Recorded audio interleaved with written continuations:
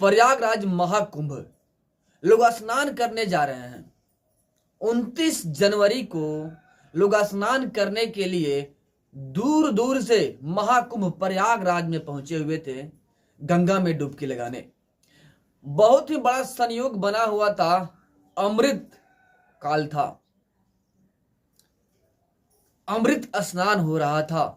कोई सोचा भी नहीं था, अपने फैमिली के साथ में गए हुए थे गंगा स्नान करने, अंदाजा भी नहीं होगा कि स्नान करने जा रहे हैं, लौट के नहीं आ पाएंगे, ये सोचे भी नहीं होंगे। लेकिन हो गया, बहुत ही बड़ा हादसा हो गया प्रयागराज महाकुंभ में। देखते ही देखते भागदड़ मच गया और भागदड़ में बहुत सारे लोग मारे जा चुके हैं, मर चुके हैं लोग। किसी का पति मर गया है, किसी का बेटा, किसी का माँ, किसी का बहन, कोई अनाथ हो गया, कोई विधवा हो गई। इतना भयानक हादसा हो गया महाकुंभ में। एक बात सोचने वाली है कि आखिर उस मेला में भागदड़ मचा कैसे, अचानक भागदड़ कैसे मच गया। इसमें कहीं ना कहीं साजिश है। लोग यह देख रहे हैं कि हिंदू एक हो गए हैं। महाकुंभ को लेकर के करोड़ों लोग डुबकी लगा चुके हैं संगम में। लोगों को रास नहीं आ रहा है कि महाकुंभ मेला में सभी हिंदू एक होकर के लगातार डुबकी लगा रहे हैं गंगा मां में। कहीं ना कहीं षड्यंत्र का शिकार है जो भगदड़ मचा, जिसमें लोग अनाथ हो गए, कोई विधवा हो गया, कोई अनाथ हो गया। कहीं ना कहीं षड्यंत्र का शिकार है। आखिर अचानक भागदड़ मच कैसे गया।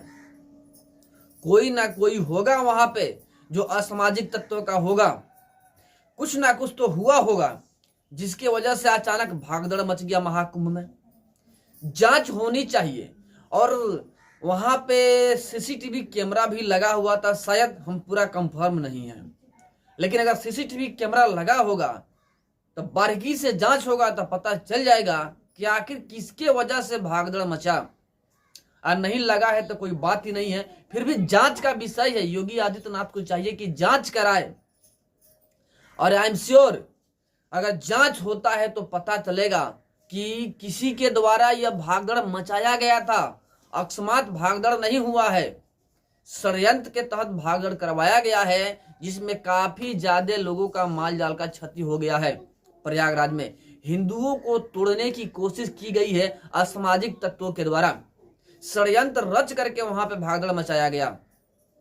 लेकिन घबराने की बात नहीं है, डरने की बात नहीं है। हम हिंदू हैं, गर्व से कहेंगे हम हिंदू हैं। आप जाइए, देखिए शाही स्नान छोड़िए, जब आपका समय मिल रहा है 26 फरवरी तक समय है, 26 फरवरी तक आप जाकर के महाकुंभ में स्नान कीजिए।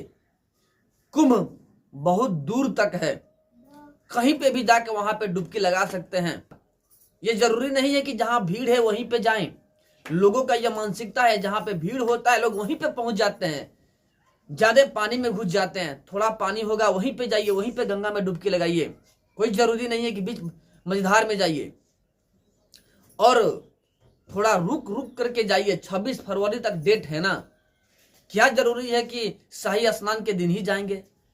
भाई अपने फैमिली के साथ में जा रहे हैं, संभल करके जाइए और गंगा में डुबकी लगाइए। ये जो असामाजिक तत्वों के लोग हैं जिनके द्वारा यह हादसा करवाया गया है, यह जांच होना चाहिए। और जो भी हादसा का जिम्मेवार हो उसे आजीवन कारावास या मृत्यु दंड मिलना चाहिए, जो महाकुंभ में भगदड़ करवाए हैं। बट आप लोग डरिए नहीं, दिल खोल करके जाइए और महाकुंभ में डुबकी लगाइए, क्योंकि 144 साल के बाद यह मुहूर्त आया हुआ है और इस मुहूर्त में स्नान करना बेहद जरूरी है। फिर भविष्य में आए कि ना आए किसी को पता नहीं है, तो आप जाइए जरूर, बट संभल के जाइए।